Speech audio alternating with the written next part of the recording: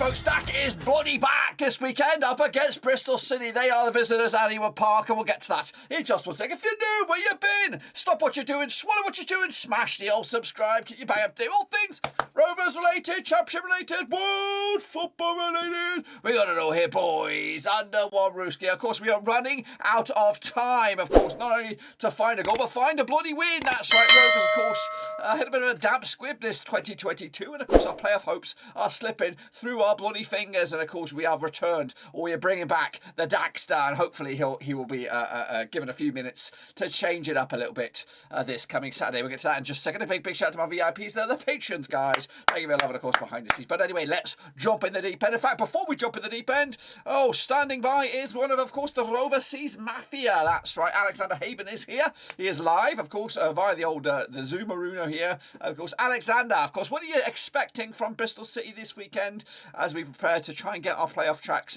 back on, or playoff ambitions back on track? What are your hopes and, of course, plans or hopes? Yeah, basically your hopes this weekend against Bristol City. Give it to us straight. Hi. Rovers should be winning at home against a team that have lost their last 3 games in a row. Prior to this, in the game before, they beat Middlesbrough, which is impressive. It was at home, which shows what they can do. They're capable of winning against a playoff contender, so we have to be wary of them. They're capable of scoring with a low number of shots on target. 4, for example, they scored 2 of them. So they get shots on target, which Rovers have not been doing. That's something Rovers really need to address, and quickly, in this game. Well, prior to this game. They need to be hitting the target in training consistently and scoring consistently. You know, who is the attacking coach? I would like to meet him. Okay? Okay. So they get shots on target. So Rovers have to be wary of their threat. Okay? Wyman is a real danger man for me. He can play cam, attacking midfielder or striker. They've got Semenyo and Martin, strikers. They're also very dangerous. Wyman's got 16 goals and 8 assists. He is the danger man for me. The main danger man. Then there's Martin on 9 goals and 4 assists, and Semenyo, don't know if I'm saying his name right, but not overly bothered, to be honest. 6 goals and 8 assists. And then Scott is a midfielder who seems to be able to play left side of a midfield 3 or right side of a midfield 3 or similar. And he's got 4 goals and 2 assists. So, yeah, they've got some decent players. You know, Wyman's 4th top goal scorer with 16 goals. So he's the number 1 danger man for me. The others are all dangerous, no doubt. But he's the number 1 danger man that Rovers need to watch out for. All right, Alex, we'll catch up with you in a little bit. Of course, we're going to get hopefully going to give us a starting 11. Of course, we have a cheeky prediction in the end there. Of course, maybe some other bits and pieces. But anyway, let's jump in the deep end and have a look at it. Of course, this is Rovers. Again, this is mainly aimed at the Bristol City folks who may be coming by here by chance. And I guess if you are here, make sure you smash your subscribe. We do have Championship content. We have League One content, just in case, of course. But also, we have Premier League content right here. Everything here under one roofski. But of course, we are backed by the blue and white halves here. But anyway, of course, Rovers play at Ewood Park. 31,000 on a good day. We haven't seen those days in a long time, but they could be back next season. Dare I say it, if everything goes our way, which at the moment it's not. Tony Mowbray is the manager. Capitano is Darrell Lennon again for the season. Again, we don't know what's going to happen at the end of the season, but it does look ominous at the moment, of course. Preston North End, the nearest match for us, for the away day fans. Bournemouth, we've been there. 15th, of course, was our results last time around, where we ended up 20-1, was the odds at the start of the season. And I did predict Rovers to finish 10th. We are, at the moment, still doing around about that, or better than that, but it could end up being around about that if we don't get our act together. Of course, looking at Rovers' resume heading out of this game. Of course, this should be later on, but anyway, we'll go with it. Of course, after we take on Bristol City, we'll take on Derby County. That's midweek next week. Of course, Reading, we'll go down to there on the 19th of March. Coventry City, of course, as we come back from the international break. And then, of course, Blackpool and Peterborough into the month of April. That's, of course, the resume there. The stats right here, right now, these pretty much have not changed anyway. The goals for sure. Diaz got 20 goals again. He is not involved. He won't be involved, but he has been selected for the Chile national team as they all prepare for their must-win games against Brazil and Uruguay. And, of course, keep their dreams alive, keep his own dream alive. Gallagher's got 6 goals. Cadry's got 5 and Dolan's got 4. We are relying on those guys to find the back of the net. Buckley's got 11 yellow cards so far. He's navigating a very, very fine line. A suspension is due very, very soon if he gets another yellow, I believe. Lenihan, of course, 9 yellows. Travers 9. Rothwell has 8. As for the Reds, we have 3 red cards. Lennon, Nyambi and Van Heck. Okay. Well, I'm predicting pretty much the same from Tony. I'm not expecting changes. I think he will change it. I think he's got to admit to himself that the Giles thing didn't work. I don't. It won't be. That's the obvious change. It could be this from Tony. It could be the same team with just Dolan in for Giles. It could be as simple as that for Tony. I don't see him doing anything other than that, really. But for me, for my team, I would make a big change. I'm disappointed with Rothwell. He's doing my head in. A mazy run isn't enough for me. With no end product. And he's just annoying me, Rothwell. So from that point of view, I'd just take him out of the team because he's annoying. And I put Buckley in the Rothwell position because Buckley can do that and he can still deliver those passes and he's not too far forward where he thinks, oh man, I've got to do something like score a goal. No, just sit with Travis, do the defensive side of things like Travis does and keep delivering those quality balls into the box and hopefully one of the strikers can deal with it and stick in the back of the net. So that's what I'd do. So my change would be take out Rothwell, bench him, bring him on if we need him. Buckley for Rothwell, and then in the attacking midfield position, I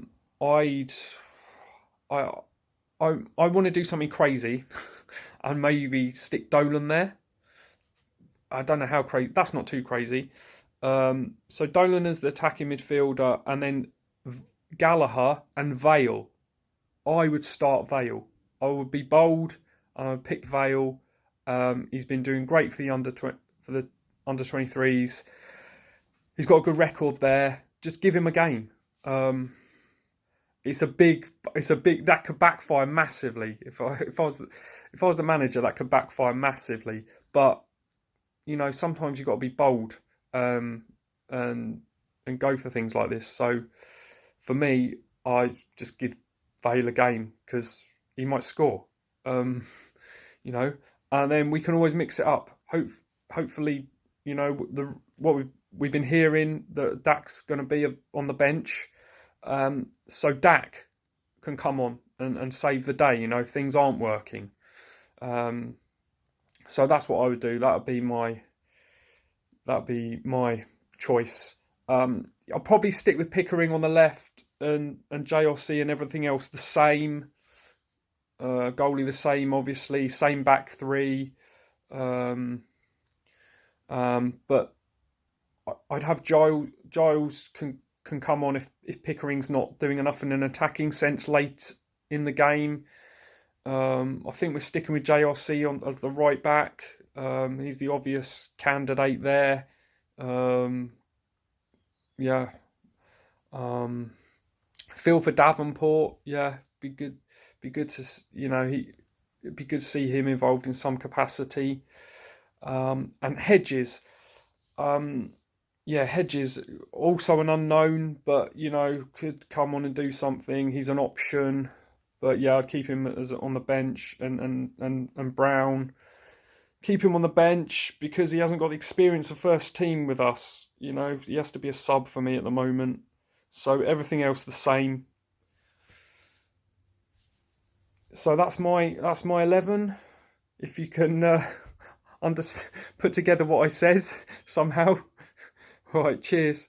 Check back, of course, with Alexander Heyman, who is, of course, standing by, and with your starting 11 news. What are you expecting? Any changes? Any surprises for Moby and yourself? What do you hope to see for the starting 11 come Saturday against Bristol City?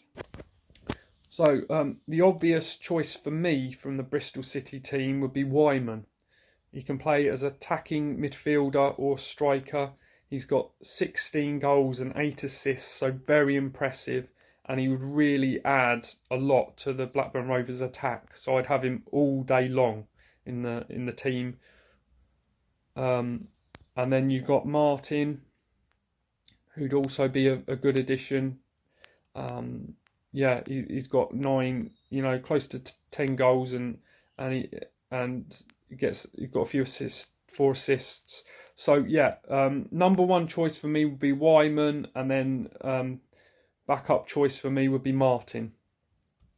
All right, folks. Thanks again for Alex, and we'll catch up with you shortly with a bit more about Bristol City. Then kicking on forward, though, this is the resume for Rovers. The form right now it's not great. However, one thing which seems to be a strong suit is our clean sheet basis. 3 of the last 5 have ended up with clean sheets, which is great. Don't get me wrong, I do love that, but we do need to change the goal scored column a little bit. We haven't done that for a while now, and as you see, this last 5, there's no goals in there. No goals in the last 5, and it's not better for the rest of the 2022. I think 2 goals in the last 10, 11 games is pretty horrible. Let's take a look at, of course, the visitors then. Bristol City, of course, play their games at Ashton Gate, Thrashton Gate. 27,000 on a good day. Nigel Pearson is the manager. Callas is the capitano. The nearest match for them is Reading.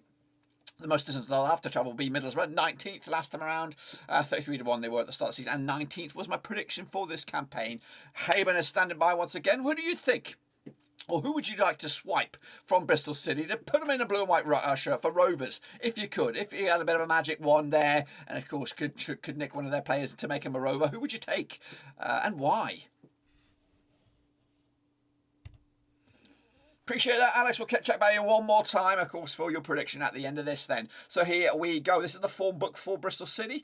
They did come into this on the back of a 2-1 loss to Birmingham. Of course, prior to that was a 2-0 loss to Forest. They did also lose to Coventry. They did pick up a win, a cheeky win against Middlesbrough, 2-1 win at home. And of course, they did lose to Swansea. So just 1 win and 5 for them. But of course, they are scoring goals in most of these. Look at them. They've scored most goals in all these. Just this one was a blank in the end. Their goals have coming from Wyman, 16 goals. He's closing in on Diaz at the moment. Martin's got 9. Samayo has been one of the revelations this 2022. He looks like a real player, and of course it'll be quite important for them to keep a hold of him next season. Scott's got 4. As for the yellows, Scott's got 8, Pring's got 7, Samayo's got 7, and Williams has got 6. Just the 1 red. That's King, of course, so far on the record books. Anyway, let's take a look at my expected start 11 for Bristol City. They got Bentley between sticks, Pring at left back. We got Closer, Callas, 2 veteran centre backs, or experienced centre back. That's probably the right word. They got Da Silva on the right hand side. Masengo, good player, of course. Williams and Scott make up a 3-man midfield with Chris Martin, not that one, but this one. Not even the Rovers one, but this one. He's up there alongside Wyman and Samayo in a tricky 3-man up top there. And it is quite a decent little sink. Pring's got a foot on him. He knows where the back of the net is. Da Silva's quite savvy. Masengo as well.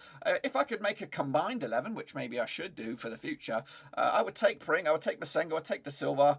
I'll take Samayo at the moment. Wyman as well would also get into. So I could see five of these guys definitely making it into a combined Rovers Seas Bristol City 11. It's quite tight. Let's take a look at the resume heading out. This is the one then for Bristol City. Of course, taking on Barnsley on the road. Back-to-back away games for them. Of course, Bristol City will then take on West Brom before we get into the international break. After the international break, they take on Bournemouth, Peterborough, and then Stoke. Across the country they go.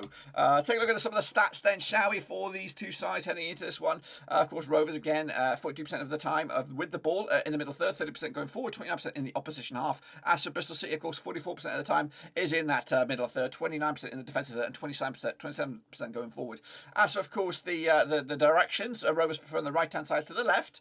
As for Bristol City, they prefer the left-hand side to the right. So that'll be an interesting dynamic for the game. Here we go. Now, this is what's going to change over the next few games as we get to see more of Dack Arena. And again, we're not going to see a start, I don't think, anyway, unless Mowbray's trying to pull the wool over our eyes. But, of course, coming into this one, Rovers, of their shots, 57% of the shots are in the 18-yard box, 36 long-range babbles, and just 7% in that 6-yard area. That's Dack's zone. I'm expecting to see that in double figures at the end of the season, maybe 10%, something like that. So let's just keep an eye on that, because that's where he is. He's in the right space at the right time, and hopefully he'll get to the goals that we need. Just look at that, though. Look at Bristol City. They're already there. 64% of their shots are in the 18-yard box. They like to work it in the box. 27% long ranges and 10% already in that 6-yard area. As for shot direction, 21% of our shots coming from the left, 16 down the right, and 64 down the middle. As for Bristol City, they prefer just the left slightly to the right, and of course 75% down the middle as well. Let's take a look at, of course, the recent form then. Now this is home versus their away. 5 defeats at the last. They haven't won in the last 6 away. Get that, Rovers. Get that. However, like I said, not like I said, but like I said, they've managed to score in 5 of the last 6 away. So they know where the back of the net is. It's just the defence that, of course, will cause some problems. As for Rovers, though, what are we looking at? We're looking at, which is good, 4 of the last 5 games at Ewood Park have ended up as clean sheets. We did lose to Forest, but we do need that all-important win. We've got to get that win. Got to get the wheels moving again as we build on for another one, Derby, midweek as well next week. So let's look to that a little bit later on. Let's take a look at the recent form then between these two sides over the last, since 2012, in the last 10 years. They played each other 14 times. 6 wins for Rovers, 4 wins for Bristol City, and 4 draws, of course. Rovers, though, just 1 win in 6, 33% form. Meanwhile, 2 wins in the past 6 games for Bristol City, 33% form as well, but 3 defeats on the spin, which is bad news for them. Their biggest win over us was a 4-1 win at Thrashton Gate. Of course, 3-1 win for 3-1 win for Rovers. We've actually scored 21 goals compared to their 15 over the course of those 14 matches. 1.5 goals a game for Rovers, 1.07 goals a game ratio for Bristol City. Let's take a little look then, shall we, at, of course, the recent form then. This is at Ewood Park. Over the last 6, they picked up 1 win. That 1 win was back in 2019. It was a Bristol City 1-0 win. Eddie Espasano on the score sheet there. Prior to that, of course, back-to-back games without a loss for Rovers at Ewood Park. Corey Evans with a rare goal back in 2020. Let's take a look at the last 6 then, both home and away. We, of course, went down to Bristol City back in the start of the season. Anyway, back in November, I was on the road. We watched that game in the car. We did a watch-along. It was crazy. It was a Thanksgiving weekend, that sort of stuff. It was a 1-1 draw in the end when we salvaged something out of it. So it's been back-to-back games without... actually been 3 games without a win for Rovers against Bristol City. So we're due to reset the clocks, reset the blocks on this one. Hopefully we can do it as well. So tricky opponents for Bristol City. Hopefully we're playing them at the right time. Now these two sides, of course, play each other. Have played 36 games this season on average. Both sides picking up a goal a game. Rovers picking up around about 11 shots compared to the 10 for Bristol City. Yellow cards about the same. Corners 5 to 4 on average. Rovers better in the air. Of course, Bristol City better on the ground with possession 45% of the time, and pass success rate is both even Stevens with 70%. That's again both home and away. Now let's take a look at Rovers' home form up against Bristol City's away form. On average, we pick up 2 goals a game at Ewood, just 1 goal on the road for Bristol City. 12 shots compared to their 9. Again, corners around about the same. Aerial success rate again in the air for Rovers' boss. Possession again with the Bristol City. We are better with our passes at Ewood than they are on the road. So that's good stats there for Rovers. Let's take a look at the goals then. Of course, we have scored 46 goals. So have they. Wow. But we haven't scored in about 8 of the last 10 games. It's been pretty shitty. We do need something. We do need a bit of magic. We do need a little bit of a little tonic water or something like that. Maybe get a bit of this juice down us. Yes, get that down us, and hopefully find the back of the net. 29 goals through open play, 8 set pieces, 4 counter attacks, 4 banners, and 1 OG. As for the opposition, 28 goals through open play, pretty similar to us. 9 set pieces, 6 counter attacks, just 1 penalty, and 2 OGs. They have a conversion rate of 12%. We have a conversion rate of 11%. So this is worrying. They know where the back of the net is. But what is their weakness? Their weakness is conceding goals. Conceded 65 goals this season. We have conceded 36. 27 through open play, 6 set pieces, 1 counter attack, 1 penalty, and 1 OG. They've conceded 46 through open play, 11 set pieces. That could be an Achilles heel right there. 1 counter attack, 6 penalties. Maybe they're a bit prone to giving away cheap penalties. 1 OG as well. We have a conversion rate of 9%. They have a conversion rate of 12%. I think the lower is the better on that stat. So bear with that. So what can we expect now? Again, I've been looking at this. I've been reading this. I've been expecting goals. I've been expecting wins, and they've not delivered. Dack is back again, not starting, but he's going to be in the team, in the squad on the bench, we hope, come Saturday. Alexander is standing by. Of course, he's going to give us a prediction in a minute. And yeah, we are looking forward to this. But anyway, this is the tale of the tape, what we should expect from the data, from everything that we see, of course. So Rovers' strengths are counterattacks, taking long shot opportunities, creating chances through individual skills, scoring chances, aerial duels, protecting the league. Our weaknesses are keeping possession of the ball, avoiding offside, defending against attacks through balls. Our style of play is coming down the right-hand side, long balls, taking a lot of shots, being very, very aggressive, consistent first 11, and we also like our opponents to play aggressively against us, which was not the case with Millwall. They sat back, they did nothing, which made Rovers have to go and chase it and try and grind it out, and unfortunately we couldn't do that. We couldn't pick them apart. And Fulham picked us apart. Yes, they did. We couldn't do it. We did create some chances, though, in the Fulham game. So what we're hoping is Bristol City, because they like to score goals, they might go for it a little bit and maybe expose, leave a couple of weaknesses, little holes, little gaps that maybe the Dolans, the Gallaghers, the Buckleys, and all that kind of stuff will pick them apart and hopefully create the opportunities. What I would really like is an early goal for Rovers, get us in front, give us a chance, get that feeling back, maybe get a double our lead as well. I'm a bit greedy, a bit cheeky, but I do hope we can get early goals to settle my nerves, settle the vibe, get Ewood roaring, and then of course bring on the boys, bring on the points. Of course, the strengths then for Bristol City. Creating chances through balls, counter-attacks. Their weaknesses are keeping possession of the ball, avoiding offside, defending set pieces, stopping opponents from creating chances, defending against attacks down the wings, defending against long shots, and protecting the lead. Their style of play is playing out wide, long shots, through balls, and a consistent first 11. The forecast, they say Rovers will score from a long shot, create as many scoring chances, and Bristol City will score as a result of a through ball. So that's what we should expect this weekend. This is the journey for Rovers. Of course, we're still in the playoffs. I don't know how, but we're still there. We're hanging on by the skin of our teeth, and hopefully a win can at least give us a bit of an extra bit of grip of those playoff spots. As for Bristol City, not the greatest season for them. It's kind of gone off the boil a little bit for them, but I think they're safe as houses, to be honest. We'll look at the table in the numbers in a minute, but it's been steady Eddie, and they should be A-OK for next season. Let's take a look at the form. This is bad news for Rovers. Now, of course, we are sitting 20th in the form books. Bristol City are in 18th, so two teams way out of form. Both sides looking for a goal, and both sides looking for a win. Well, not necessarily a goal for Bristol City. They've been scoring goals. Both sides looking for a win. Take a look at our home form. Our home form is pretty good. We've actually dripped down to 13th now, which is not great. Just one defeat though, the last 6 at home, which is what we're going to have to build our hopes and dreams on. We've got to get back to winning ways today or this weekend, and of course Tuesday, and then hope for the best when we go on the road against Reading, of course. And again, let's look one game at a time. Let's get this one down. Let's take a look at, of course, the away form. We're looking at Bristol City. Fortunately for us, they are pretty shit on the road at the moment. That's, of course, what we've got to take on this. We've got to take this and run with it, and hopefully get the result, even if it's just a disgustingly boring 1-0. I just want the win, get the wheels in motion, and keep the dreams alive. Of course, let's take a look at the stats then overall then for the season. Swansea, of course, the best possession-based side, top 3 in Europe apparently, but you know what? Sometimes, I know we were there last season. We were a possession-based side, but ultimately, you got to get the ball in the back of the net, and we're struggling with that. Of course, Fulham are second. Of course, Bournemouth third, Sheffield United and QPR. As to the most aggressive, Rovers lead the charge on that. 85 yellows, 4 reds. Cardiff second, Stoke, Derby and Bournemouth. As for the aerial duels, Stoke lead the charge on that one. Rovers are second, Millwall, West Brom and Cardiff. As for shots per game, Fulham lead the charge on that one. West Brom, Coventry, Sheffield United and Bournemouth, of course. And pass accuracy, Swansea, Fulham, Bournemouth, Sheffield United and QPR. And the other one there is just opinion-based. Let's take a look at what's going on this weekend around the grounds then. Of course, West Brom against Huddersfield. West Brom win there. They're right back in the thick of things, and of course denting Huddersfield's chance. So hopefully we're going to be back in the baggies on this one. Kicking off all the Barnsley against Fulham. I can't see anything but a Fulham win on that one. But you never know. You just don't know. Coventry against Sheffield United, of course. We're going to back the Coventry on that one. Hopefully they'll get the win. Peterborough against Stoke. Not too sure about that. Could go either way. Cardiff against Preston again, difficult. Birmingham against Hull City. Forest against Reading. I expect Forest to win there. Millwall against Middlesbrough, tough one that. Bournemouth, of course, against Derby. We just don't know there. And Blackpool against Swansea. Luton Town against QPR. It's anyone's guess as to what's going on across those games. They're all difficult. Don't put any money on it. Play safe. Keep your money in your wallet. But the game of the day will be at Ewood Park, and hopefully, of course, last weekend we couldn't do it.